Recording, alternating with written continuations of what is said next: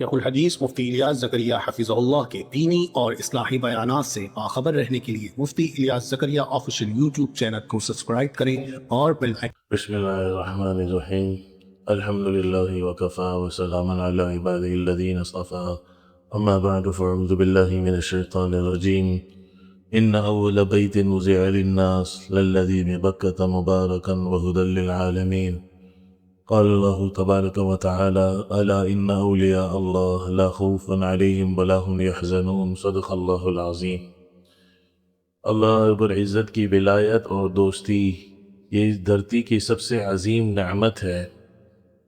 انسان کا کسی عہدے والے سے، دنیا کے کسی منصب والے سے تعلق ہوتا ہے تو وہ یہ سمجھتا ہے کہ میں اپنے بہت سے کام اس سے نکلوا سکتا ہوں اور وہ بڑا خوش ہوتا ہے، حالانکہ وہ سب مخلوق ہے، سب اللہ کے محتاج ہے۔ اللہ کی ذات غنیوں کی غنی ذات ہے، احکم الحاکمین ذات ہے۔ اس کا کوئی ولی ہو جائے، اس کا کوئی دوست ہو جائے، اللہ کہہ دیں کہ یہ میرا خاص بندہ ہے، یہ میرا محبوب بندہ ہے،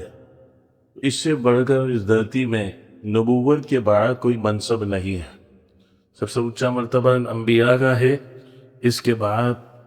ولایت، اللہ کی دوستی کا مرتبہ بہت اونچا مرتبہ ہے، اور ہے یہ کسبی چیز۔ نبوت تو اختیاری چیز نہیں ہے کہ انسان محنت کر کے حاصل کر سکے۔ اللہ جسے چاہتے ہیں وہ اپنے خزانوں سے چنتے ہوئے نبی بنا دیتے ہیں، لیکن ولایت کے لیے جو محنت کرتا ہے، جو اسباب کو اختیار کرتا ہے، کوشش کرتا ہے، اللہ یہ منصب عطا کر دیتے ہیں۔ انہی اسباب میں سے ایک سبب جو الحمدللہ کئی شب جمعہ سے ہمارا موضوع ہے، اور 20 کے قریب اسباب اب تک بیان ہو چکے ہیں، تو ایک سبب اس میں سے یہ ہے کہ انسان بیت اللہ سے، مسجد نبوی سے سچی محبت رکھتا ہو۔ اللہ سے جب محبت ہوتی ہے انسان کو تو اللہ کے گھر سے ہوتی ہے، مسجدوں سے ہوتی ہے، پھر بیت اللہ سے ہوتی ہے، پھر مسجد نبوی سے ہوتی ہے، اور جتنا ان مراکز سے انسان کی نسبت مضبوط ہوتی رہتی ہے تو اللہ سے بھی تعلق اتنا مضبوط ہو جاتا ہے۔ کسی کا پتہ چل جائے کہ یہ اللہ کے گھر پر جا رہا ہے، کسی کا پتہ چل جائے کہ یہ اللہ کے گھر سے آ رہا ہے، تو انسان مجھ سے 3 باتوں کا اہتمام کرے، جانے والے کو 3 باتوں کا اہتمام۔ ایک تو محبت کے ساتھ اس سے ملنا، کہ اللہ نے اس کو اپنے گھر پر حاضری کے لیے چن لیا۔ کوئی اپنی طاقت سے وہاں نہیں جا سکتا، کوئی اپنی مرضی سے وہاں نہیں جا سکتا، کوئی اپنی عقل سے اور دولت سے وہاں نہیں جا سکتا۔ تو اس محبت سے اس سے ملنا کہ اس کی آنکھیں عن قریب اللہ کا گھر دیکھیں گی، اللہ کے نبی صلی اللہ علیہ وسلم کے در پر حاضری ہوگی۔ دوسرا، اسے دعا کی درخواست کرنا، یہ اللہ کے نبی صلی اللہ علیہ وسلم کی سنت تھی۔ ایک دفعہ عمر رضی اللہ عنہ عمرے میں تشریف لے جا رہے تھے تو آپ علیہ السلام نے فرمایا اشرکنا یا بخی فی دعائک، اے میرے بھائی مجھے اپنی دعا میں یاد رکھنا۔ کون فرما رہے؟ اللہ کے نبی حضرت محمد الرسول اللہ صلی اللہ علیہ وسلم،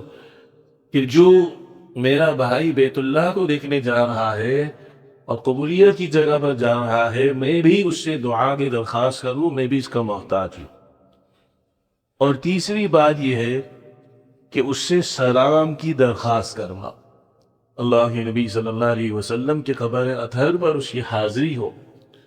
دنیا میں کسی سے تعلق ہوتا ہے اور انسان کو پتہ چل جائے کہ یہ میرے فلاں دوست کے پاس جا رہا ہے یہ شخص، تو انسان مجھے کہتا ہے کہ میرا بھی اس کو سلام کہہ دینا۔ اس سے بڑی کیا بے وفائی ہوگی کہ خاندان کے، محلے والے، دوسرے دوست احباب میں سے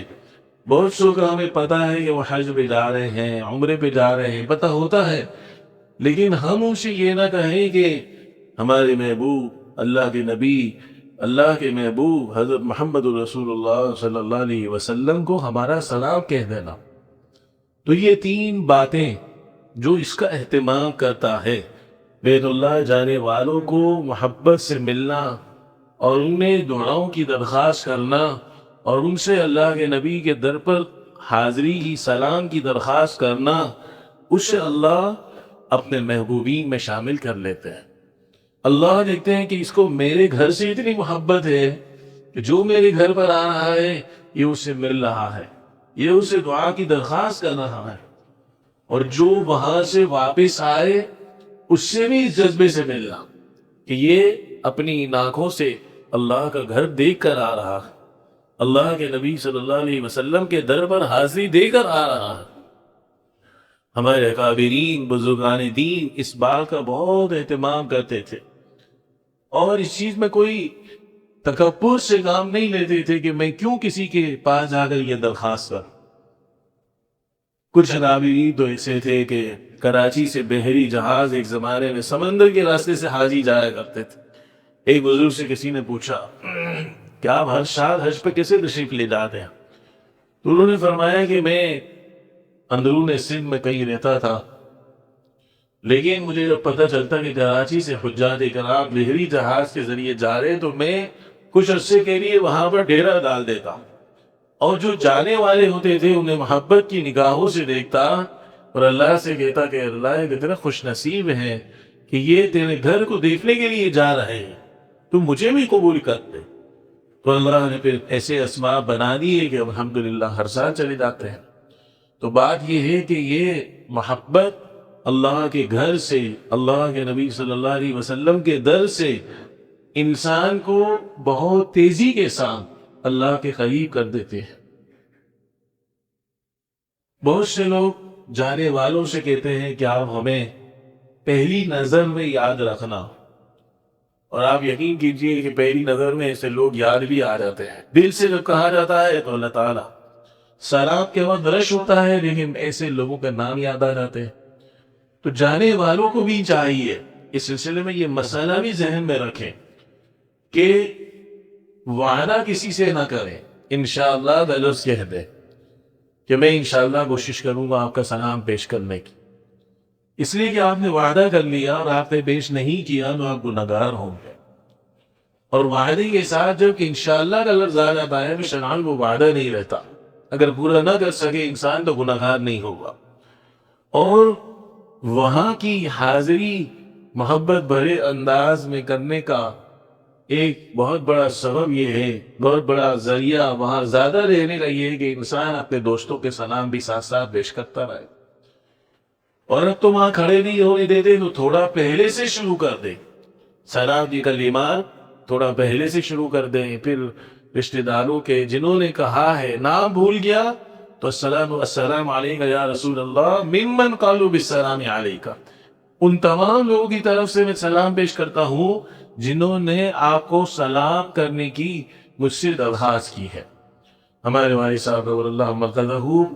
جب بھی حج میں تشریف لے جاتے تو باقاعدہ ڈائری بناتے تھے اور ایسے لوگوں کے نام لکھتے تھے جو سلام کی درخواست کرتے تھے،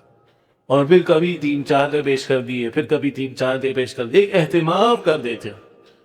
تو اگر کسی نے سلام نہیں کہا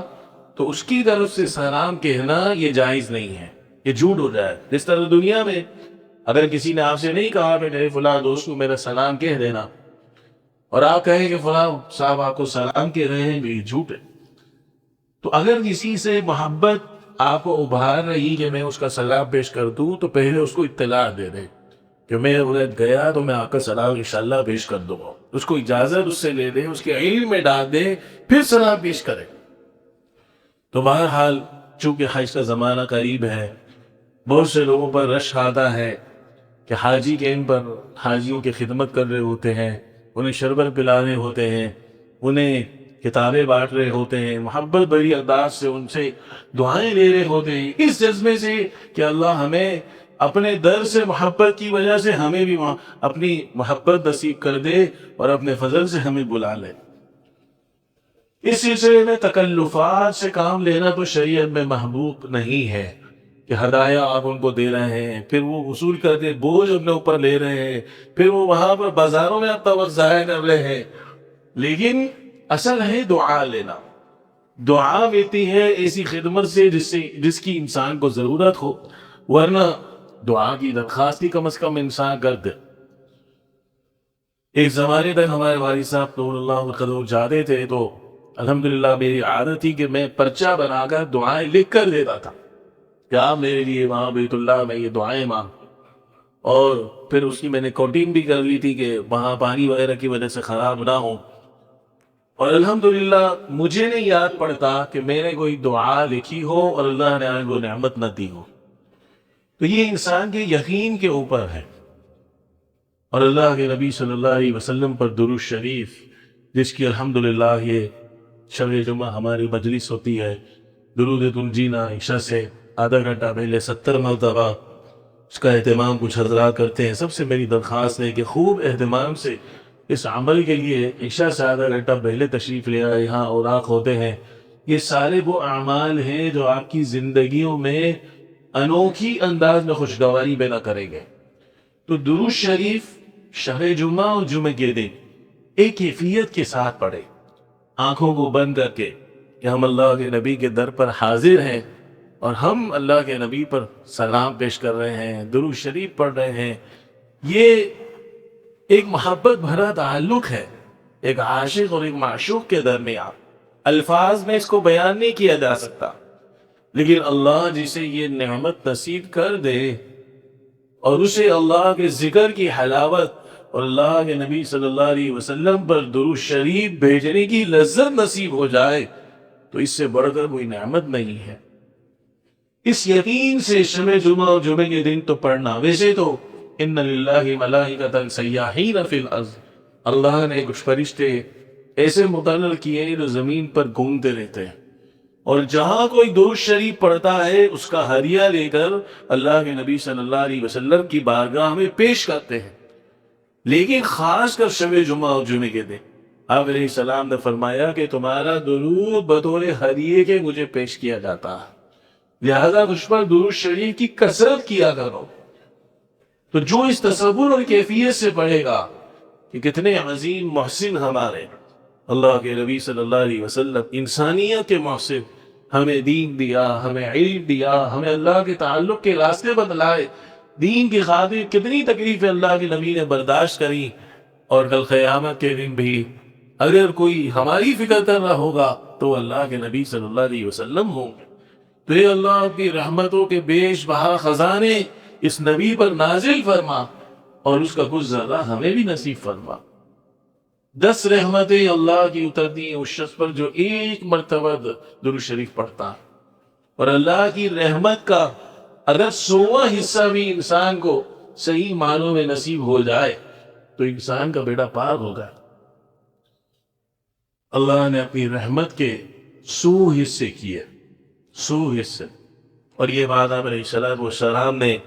ایک اس موقع پر ارشاد فرمائی جبکہ آپ کی خدمت میں کچھ قیدی آئے۔ تو ایک عورت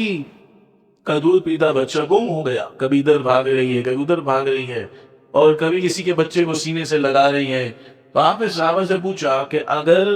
اس کا بچہ اس کو مل جائے تو کیا اس کو آگ میں ڈال دے گی؟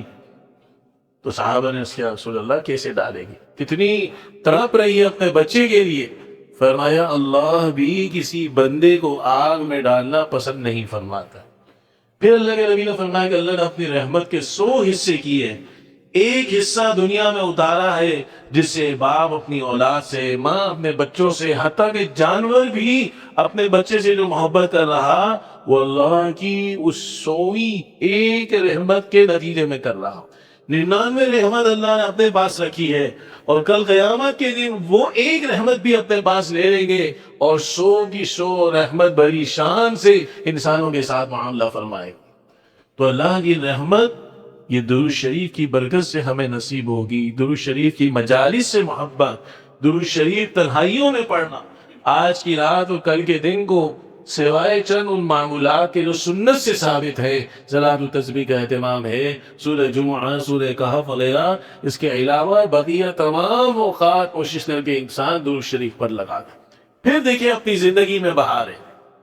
عزت تو اللہ اس کی برکت سے دیتے ہیں، محبت تو اس کی برکت سے دیتے ہیں، روزی کی برکت تو اس کی برکت سے دیتے ہیں، اولادوں کا سکون، گھروں کی خوشیاں، درود شریف میں کیا کچھ نہیں ہے۔ لیکن آج جو ہمارا موضوع ہے، اللہ کی ولایت کو حاصل کرنے کے لیے بیت اللہ سے بھی ہمارا تعلق ہو اور اللہ کے نبی کے در سے بھی تعلق ہو. یہاں کا تعلق ہم درود شریف کی کثرت سے نبھائیں، جانے والوں سے سلام کی درخواست کر کے نبھائیں، اور بیت اللہ سے تعلق، جانے والوں سے محبت سے ملنا، کہ ان آنکھوں سے اللہ کا گھر دیکھے گا، اس سے دعاؤں کی درخواست کرنا، آنے والوں کا بھی کلام کرنا کہ یہ اللہ کا گھر دیکھ کر آیا ہے. نماز میں اس بات کا تصور کرنا کہ میرے اور بیت اللہ کے درمیان سے پردے چھٹ چکے ہیں، اور میرے سامنے گویا اللہ کا گھر ہے اور میں اللہ کی عبادت کر رہا ہوں. تو اللہ کے گھر سے تعلق، اللہ کے نبی کے در سے تعلق اور محبت، یہ چیزیں بھی انسان کو بہت جلد اللہ کے قریب کر دیتی ہے، ولایت خاصہ کا مقام نصیب ہو جاتا ہے. اور سب سے بڑی بات یہ ہے کہ ان اعمال کی برکت سے قبولیت والی حاضری بار بار اللہ اپنے فضل سے نصیب فرما دیتے ہیں. اللہ بھائی ہم سب کو حرم شریفین کی قبولیت والی حاضری بار بار نصیب فرمائے، حجاج کرام کے حج کو اللہ قبول فرمائے، اور اللہ ہم سب کو بھائی اپنی ولایت خاصہ کا مقام نصیب فرمائے. مزید اسلامک ویڈیوز دیکھنے کے لیے Mufti Ilyas Zakariya official YouTube channel کو سبسکرائب کریں اور بیل آئیکن کو کلک کرنا نہ بھولیں.